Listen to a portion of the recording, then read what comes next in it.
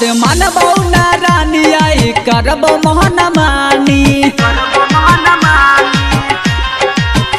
बात मानबो ना रानी आई करब मोहन मानी गरम कर ले तू चढ़ल जवानी गे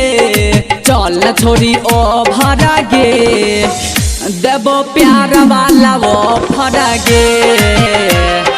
चल छोरी ओ भरा गे देबो प्यार वाला वो भरा गे चल छोरी ओ भरा गे देबो प्यार वाला वो भरा गे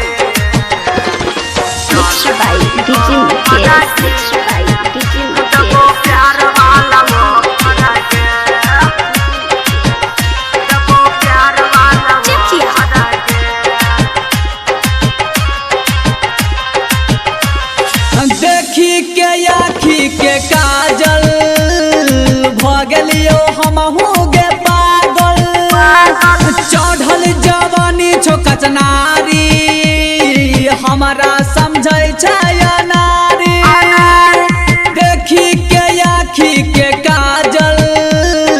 भगलियो हमहू गे पागल चढ़ल जवानी छो कचनारी हमारा समझै छै नारी चल छोरी ओ भरा गे देबो प्यार वाला ओ भरा गे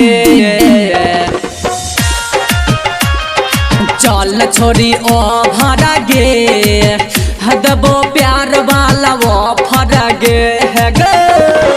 चल छोरी ओ भरा गे देबो प्यार वाला वो भरा गे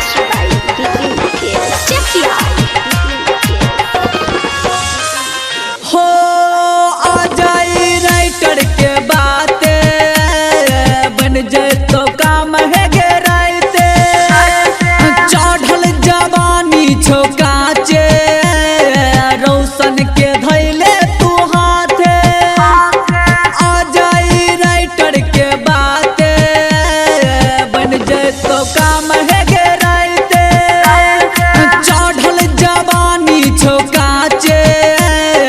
रौशन के धैले तू हाथे रमेश बनलो तो हरा गे देबो प्यार वाला ओ भरा गे